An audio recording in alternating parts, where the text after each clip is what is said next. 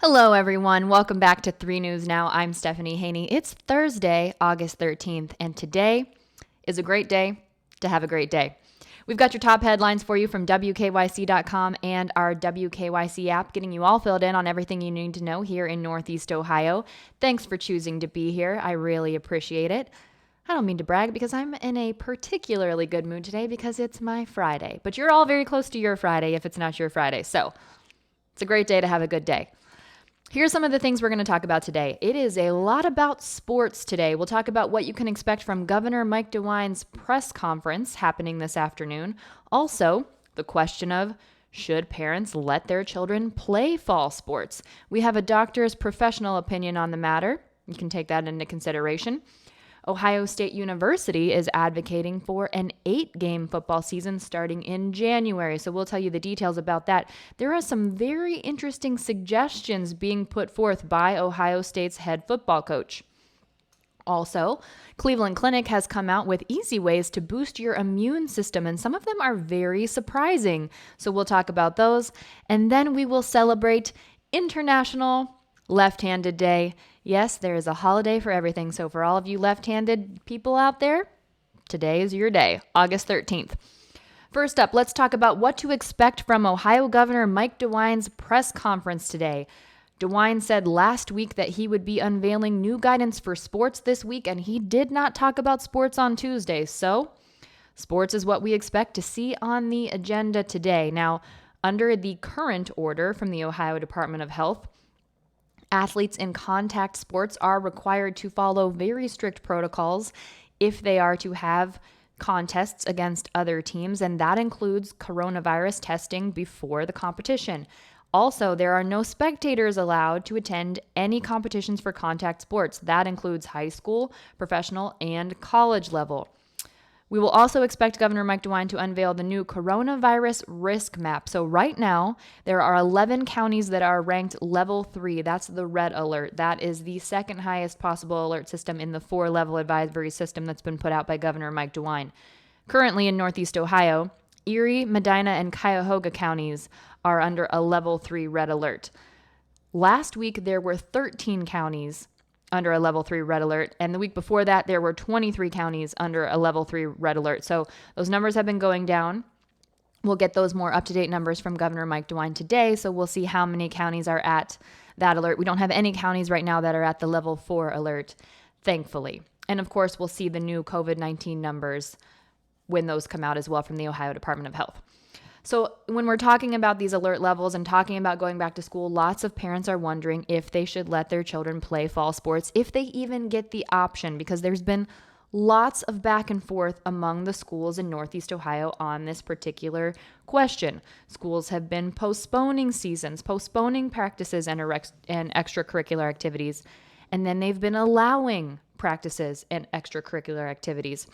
2 school districts, both Bay Village and North Royalton, did that. First, they postponed everything, and now they are allowing practices to move forward. Also, earlier this week, the Big Ten at the college level postponed all fall sports. That's including football, with a hope to bring it back in the spring, but that's not a guarantee. And the Mid-American Conference did the same thing. They postponed. They're saying they've postponed to the spring at this point, hoping those COVID-19 trends go down. In Akron Public Schools, right now, all extracurricular activities and sports have been suspended for the next 9 weeks. So we got a doctor's opinion on this. Our investigative reporter, Rachel Polanski, talked to Dr. Susanna Briskin. Dr. Briskin specializes in pediatric sports medicine at UH Rainbow Babies and Children's Hospital here in Northeast Ohio. Dr. Briskin says, the reality is, anytime you're outside of your house and you're around a large group of people, the risk of contracting COVID increases. We definitely know that by now. Here's something you might not have known. The percentage of COVID-19 cases among young people has increased throughout the pandemic. In March, only 2.4% of COVID-19 cases were people who were 19 years old or younger. Now here in August, 12.8% of cases are people who are 19 years old or younger. So that rate is going up for younger people.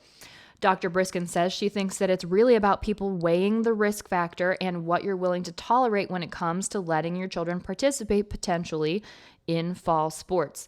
She says that this is a family by family decision. No one's going to be able to tell you what call to make here, but something to take into consideration is, do you have high-risk people living in your home? Are your children going to come into contact with high-risk people for developing COVID-19? People who, if they do contract COVID-19, it might be more serious for them than it might be for other people. Dr. Briskin says it also depends on the sport. For non-contact sports, she says there's a lot less risk than contact sports. So the bottom line here from Dr. Briskin is there is risk, and people just need to figure out what level of risk they are comfortable with personally when it comes to whether or not to let your children participate in fall sports. Definitely a tough call to make for everyone involved. Now, at Ohio State University, head coach for the football team Ryan Day has hopes that there will be some sort of football before next fall. Day wants the Big Ten to play an 8-game season starting in January. He says, we've got to start it as soon as we can. He thinks starting the first week of January would be the way to go. Now, the reason that Day is saying this is because he's concerned about recruiting issues and also ramifications for people who are on scholarships. Day also talked about the possibility of the NFL delaying its draft, and if that happens, a January season could give an opportunity for a number of prospects to get back on the field and better their positioning for a possible draft situation in the NFL. Now, the story that immediately comes to mind is Cincinnati Bengals quarterback Joe Burrow. He started his college career at Ohio State, but then finished up at Louisiana State University. He was the number 1 draft pick last year and went to, this year in 2020, the most recent draft, and went to the Cincinnati Bengals. And his final college season was crucial in upping that draft pick for him. That made a huge difference in his life. Coach Day says he thinks it's their job and they owe it to the players to make sure that they put the schedule and put the plan together quickly. And they need to get on this right now and get some answers. Former Ohio State head coach Urban Meyer says he doesn't think playing 2 seasons in 1 calendar year is possible, though, but Day thinks if it starts in January, it is actually possible.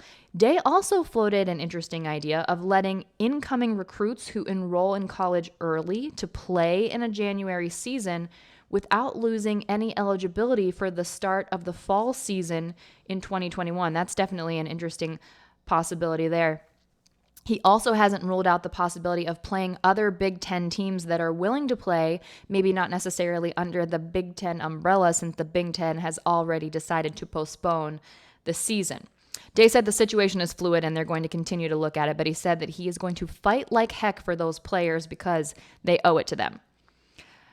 Now let's talk about our immunity systems. And the Cleveland Clinic has come out with 4 easy ways that we can actually boost our immune systems. And some of these are surprising things that you might have necessarily thought about. I know that they were surprising to me. These come from preventative medicine physician and wellness expert Dr. Sandra Darling with the Cleveland Clinic. One way that we can boost our immune systems, as we're all trying to figure out how to keep ourselves as safe as possible from COVID-19, is with lifestyle improvements.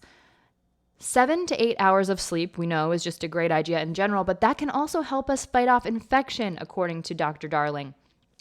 And meditating can also help too.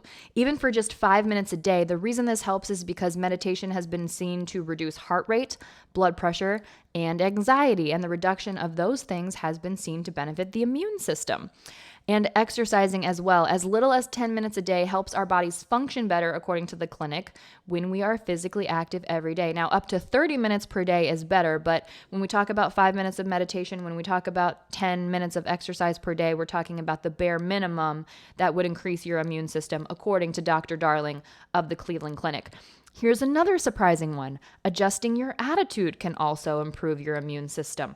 According to the clinic, research shows that positive thoughts reduce stress and inflammation and increase resilience to infection, while negative emotions can make you more susceptible to the common cold and flu. I never would have thought having a positive attitude could actually boost your immune system, but there you go. Some of the other things that might be a little more intuitive for us are focusing on food. Dr. Darling says whole unprocessed foods do wonders for our overall health, and she suggests adding things like garlic, prebiotics, and vitamin C rich foods to our diets. And also, after you've done all of that, something else that Dr. Darling recommends are natural immunity aids. So vitamin D, eucalyptus, and tea tree oils. And if you check out the article on WKYC.com and on our WKYC app, you can see specific information about how to use those essential oils and what amount of vitamin D would actually be beneficial. So there's that. Really surprising there. I was really surprised to see the meditating and the adjusting of the attitude on there. Maybe time to start that meditating and also adjusting of the attitude, trying to stay positive. All right, one more story for you today. We've got some fun facts you never knew in honor of International Left-Handers Day. This day is celebrated on August 13th every year. This is actually the 30th anniversary of International Left-Handers Day. And this is something that's very big in the United Kingdom. So this has been celebrated over the past 30 years in lots of different ways. There have been left-handed versus right-handed sports matches. There have been lefty zones nationwide. This is something that's happened in the UK. And in these lefty zones, they have right-handed people trying out everyday left-handed objects because typically, if you go to the store and you buy something, like a corkscrew for wine or something like that, it's designed for a right-handed person. Well, in these lefty zones, they've got right-handed people using tools that are designed for left-handed people so that people can feel how awkward it is to use something that was designed for somebody else to use. So in all seriousness here, these different events and this day have led to awareness and companies designing products specifically for left-handed people. So that's good. We want people to be able to do what makes sense and feels right for their bodies. Here's some fun facts about left-handers that you may not have known. Matt Groening, the creator of The Simpsons, a long-running animated series, is left-handed, so he created character Bart Simpson to also be left-handed. So if you check out those opening credits where Bart is always writing on the chalkboard because he's getting in trouble at school, you will notice he's writing with his left hand. Also, according to Left-Handers International and group that has been in charge of Left-Handers Day and operates something called the Left-Handers Club, they say that left-handers tend to perform better in tennis, baseball, swimming, and fencing. Also, left-handers who draw tend to draw their characters facing to the right, and in sets of twins, there is a high chance that at least one of those people will be left-handed. And as I mentioned, there is a free club you can join if you're left-handed. It's called the Left-Handers Club. We've got a link to that on WKYC.com and in our WKYC app. So if you are left-handed or you want to celebrate people who are left-handed, you can participate in that conversation online using the hashtag Left-Handers Day. There is a holiday for everyone. Happy Left-Handers Day to all of you left-handers out there. I'm right-handed, so I don't get to participate in this one, but that doesn't mean that I don't appreciate all of you left-handers. That's it for your 3 News Now early update for Thursday, August 13th. I'll be back here at 3 p.m. with your new numbers in from the Ohio Department of Health related to COVID-19. Also, any updates we get from Governor Mike DeWine's press conference today and the rest of the stories that are topping WKYC.com and our WKYC app. I'll see you back here then. I'm Stephanie Haney.